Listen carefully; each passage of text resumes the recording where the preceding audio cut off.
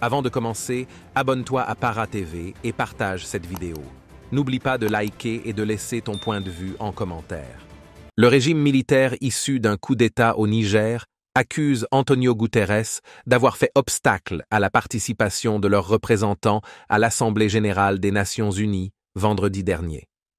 Le régime militaire issu d'un coup d'État au Niger a dénoncé, vendredi 22 septembre, les agissements perfides du chef de l'ONU qu'ils accusent d'avoir fait obstacle à la participation de leurs représentants à l'Assemblée générale des Nations unies.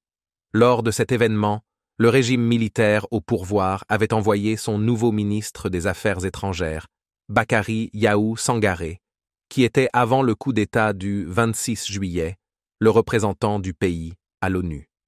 M. Guterres a non seulement refusé de prendre acte de la liste officielle des délégués du Niger, mais a surtout accédé à la demande fantaisiste de l'ex-ministre des Affaires étrangères, Assoumi Massaoudou, tendant à révoquer le représentant permanent du Niger auprès des Nations unies.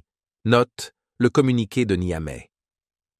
Le porte-parole du chef de l'ONU récuse ces accusations. Le Niger récuse et dénonce avec force cette ingérence manifeste de M. Guterres dans les affaires intérieures d'un État souverain. Ajoute le texte qui dénonce la complicité de la France et de deux chefs d'État francophones ouest-africains, sans le citer. Le porte-parole d'Antonio Guterres a rejeté les explications avancées par le Niger. En cas de lettres de créances concurrentes de la part d'un État membre, le secrétaire général transmet la question à la commission de vérification des pouvoirs de l'Assemblée générale, qui délibère sur la question. Le secrétaire général ne décide pas, a indiqué Stéphane Dujarric à l'AFP. Selon une source diplomatique, l'ONU a, dans le cas du Niger, reçu deux demandes différentes pour s'exprimer à l'Assemblée générale, l'une pour Bakary Yahou Sangaré et l'autre venant du gouvernement renversé.